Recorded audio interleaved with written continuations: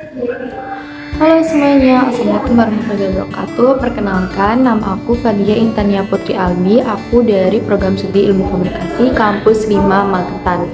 Nah, di sini aku ada tugas mata kuliah Creative Writing, yaitu mereview buku ya. Nah, ini mata kuliah ini diampu oleh dosen aku, yaitu Ibu Rizky Mutia.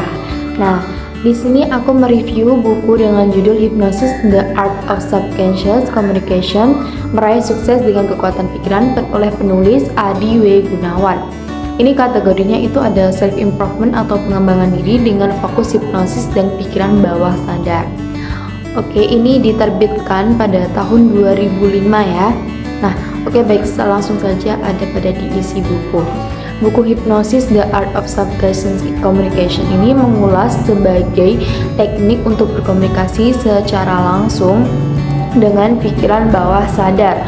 Nah, penulis itu menekankan bahwa hipnosis itu sama sekali tidak berkaitan dengan hal mistis. Nah, ini adalah seni berkomunikasi melalui bahasa dan sugesti. Nah, dalam buku ini pembaca itu diajak untuk memahami bagaimana pikiran bawah sadar itu bekerja, disertai dengan contoh nyata penggunaan hipnosis dalam kehidupan sehari-hari. Nah, dalam gaya penulisan pada buku ini itu, gaya penulisannya tuh santai, mudah dipahami oleh siapapun, bahkan orang awam sekaligus ya. Nah, sehingga pembaca itu yang tidak memiliki latar belakang dan dalam psikologi ataupun ilmu komunikasi pun tetap dapat mengikuti isi buku tersebut. Nah, penulis itu sengaja menghindari istilah-istilah akademis yang kaku dan teknis agar tidak membingungkan pembaca. Nah, kalimat-kalimatnya tuh ringan, padat, dan mudah banget untuk dibaca. Nah, alur penjelasannya itu juga rapi dan dimulai dengan konsep dasar hipnosis, lalu secara bertahap beralih ke contoh-contoh penggunaannya dalam kehidupan sehari-hari. Nah, pendekatan bertahap ini itu memudahkan para pembaca untuk memahami tanpa harus khawatir dengan materi yang rumit maupun yang agak susah seperti itu ya. Nah, ketika ada konsep yang abstrak seperti perbedaan antara pikiran sadar maupun bawah sadar, itu penulis itu segera memberikan ilustrasi dan contoh yang familiar dalam kehidupan sehari-hari. Nah, agar para pembaca itu mudah paham dan mengetahui dan cepat menangkap seperti itu. Nah, gaya penulisan ini tuh mirip dengan buku-buku self-helper, populer, logis, rasional, tetapi tidak menggurui ya. Nah, selain memberikan motivasi, penulis juga berusaha menjelaskan hipnosis itu adalah sebagai bentuk komunikasi dengan pikiran bawah sadar secara logis sekaligus terstruktur. Nah, jadi penjelasannya itu bukan hanya sekedar antusiasme yang kosong gitu. Jadi tapi juga memiliki dasar penulisan yang jelas seperti itu. Nah, emosi yang ditampilkan dalam buku ini itu ada banyak ya teman-teman. Nah, emosi yang ditampilkan itu dalam buku ini tuh terasa tenang, tidak dramatis ataupun berlebihan. Jadi kayak mengalir begitu aja dan dapat mudah dipahami. Terus penulis memilih untuk menempatkan dirinya itu sebagai pemberi pemahaman, bukan sebagai pengajar gitu ya. Jadi kayak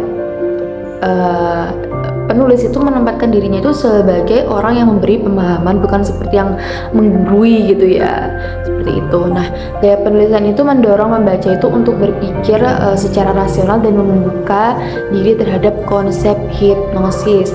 Nah, yang terakhir itu gaya penulisan yang komunikatif dan persuasif menciptakan ikatan emosional yang hangat antara penulis dan pembaca. Nah, ada tambahan lagi, itu tuh tidak unsur sensasionalisme atau menakut-nakuti, sehingga pembaca itu dapat membaca dengan rasa aman dan nyaman. Rasa penasaran itu terpicu karena penulis mengajak pembaca untuk melihat hipnosis itu dari sudut pandang yang berbeda dan lebih logis seperti itu ya. Nah, di sini juga ada kaitannya buku ini dengan ilmu komunikasi. Nah, buku ini tuh mengeksplorasi bagaimana pesan itu dapat disampaikan dan diterima, terutama itu pada tingkat bawah sadar. Hipnosis itu dipandang di sini tuh sebagai bentuk komunikasi persuasif. Pesan-pesan yang disusun itu sedemikian rupa sehingga orang itu menerimanya tanpa perlawanan seperti itu. Jadi mengalir pelan-pelan gitu, jadi bisa diproses dan diterima oleh penulis atau diterima oleh siapapun yang membaca seperti itu. Nah, selanjutnya ada 2 aspek penting, yaitu komunikasi verbal serta pemilihan kata dan saran, dan komunikasi nonverbal seperti intonasi suara dan bahasa tubuh. Semua ini tuh berkontribusi pada hubungan antara komunikator dan audiens, jadi menciptakan kepercayaan dan keterbukaan. Nah, yang terakhir itu, topik buku ini tuh sangat jelas erat kaitannya dengan studi komunikasi antar personal dan komunikasi persuasif dalam ilmu komunikasi itu. Nah, teman-teman di sini juga ada keunggulan bukunya ya. Keunggulan bukunya itu bahasa yang digunakan itu ringan, seperti tadi, mudah dipahami sehingga pembaca awam pun tidak akan kesulitan untuk mengikuti buku ini. Nah, penulis itu berhasil menjelaskan konsep-konsep kompleks dengan cara yang sederhana dan dapat langsung diterapkan dalam situasi sehari-hari. Lalu buku ini juga menarik karena menghubungkan hipnosis dengan praktik komunikasi yang kita lakukan setiap hari seperti itu.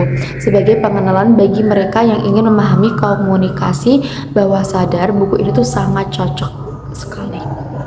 Selain keunggulan buku, di sini juga ada kekurangan pada buku tersebut. Nah, mungkin itu tidak kekurangannya, buku ini itu tidak ditulis sebagai karya akademik atau buku teori komunikasi resmi.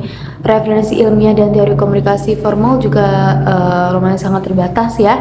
Nah, penulis lebih memilih untuk memfokuskan pada pendekatan praktis daripada menyelami analisis teoritis yang mendalam seperti itu.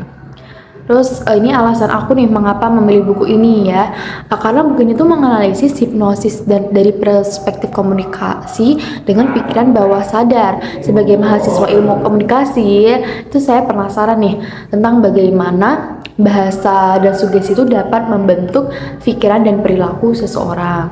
Nah, buku ini tuh juga sangat jelas dan mudah dimengerti ya. Penjelasannya tuh rasional, mudah dipahami dan langsung terkait dengan komunikasi persuasif seperti itu ya. Topik yang sering dibahas dalam kelas penulisan kreatif.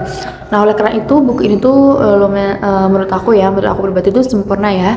Sempurna untuk memperluas perspektif saya tentang komunikasi seperti itu. Terima kasih.